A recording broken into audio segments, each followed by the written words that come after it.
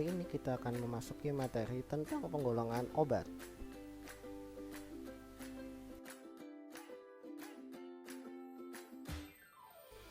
Penggolongan obat berdasarkan bentuk kesediaan.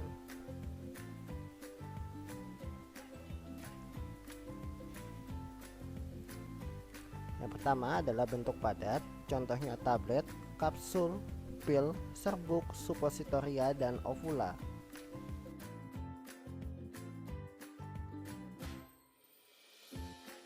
Lalu ada bentuk setengah padat, contohnya salep, krim, gel atau jelly.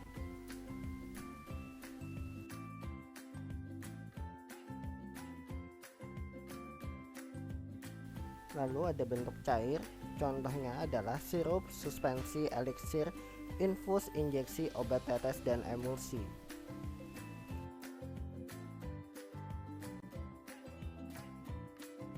Lalu ada bentuk gas, contohnya adalah inhalasi, aerosol, dan turbohaler.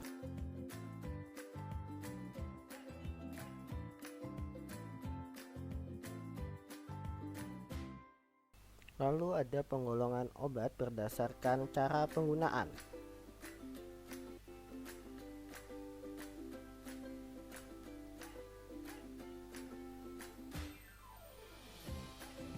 Yaitu obat dalam atau medicamentum ad usum internum, obat yang digunakan dengan cara ditelan yaitu melalui mulut atau saluran cerna.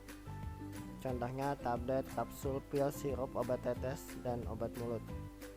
Lalu yang kedua ada obat luar, obat yang dapat digunakan dengan cara tidak ditelan atau diaplikasikan pada luar tubuh, disebut juga medicamentum ad usum externum.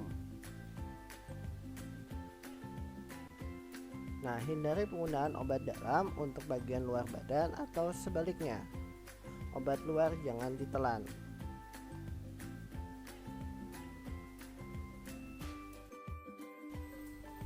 Lalu ada penggolongan obat berdasar kegunaannya. Yang pertama untuk menyembuhkan atau terapeutik. Lalu yang kedua untuk mencegah penyakit, profilaksis.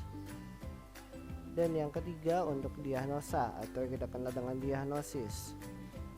Lalu penggolongan obat berdasarkan nama. Yang pertama adalah obat paten, obat generik, dan obat generik bermerek. Yang pertama adalah obat paten, adalah obat yang masih memiliki hak paten dan hanya dapat diproduksi oleh produsen pemegang hak paten yang diedarkan dengan nama paten atau merek dari produsen. Biasanya hak paten ini berkisar sampai dengan 20 tahun. Lalu yang kedua adalah obat generik, obat dengan nama resmi yang ditetapkan oleh Farmakope Indonesia untuk zat berkhasiat yang dikandungnya.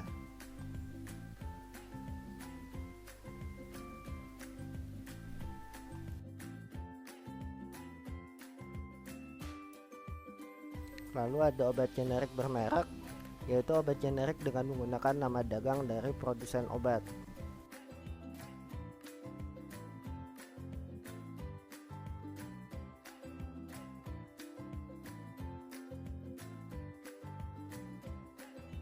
Lalu ada penggolongan obat berdasarkan undang-undang. Yang pertama adalah obat bebas, yang kedua obat bebas terbatas, lalu ada obat keras, lalu ada obat psikotropika, dan yang terakhir ada obat narkotika. Kita masuk yang pertama adalah obat bebas. Obat bebas adalah obat yang dapat dibeli tanpa resep dokter. Penandaannya pada kemasan diberi tanda hijau dengan garis tepi hitam.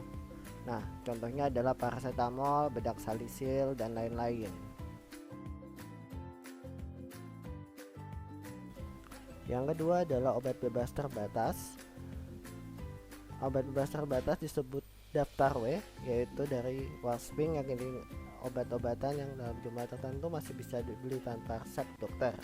Pada kemasan diberi tanda lingkaran biru dengan garis tepi hitam dan kotak hitam berisi peringatan P nomor 1 dengan P nomor 6.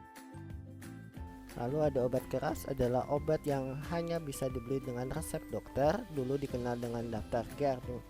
yaitu Gaverlik yang artinya berbahaya. Pada kemasan diberi tanda lingkaran merah dengan garis tepi hitam dan huruf K menyentuh garis tepi. Contohnya adalah antibiotik dan obat hipertensi. Lalu ada obat psikotropika, yaitu adalah suatu zat atau obat alamiah maupun sintetis bukan narkotika yang berkhasiat psikoaktif melalui pengaruh selektif pada susunan saraf pusat yang menyebabkan perubahan khas pada aktivitas mental dan perilaku. Penandaannya sama dengan obat keras. Nah, lalu ada obat narkotika, adalah obat dari tanaman atau bukan tanaman, baik sintetis maupun semi-sintetis, yang dapat menyebabkan penurunan atau perubahan kesadaran, hilangnya rasa nyeri, dan dapat menimbulkan ketergantungan. Pada kemasannya diberi tanda palang medali merah.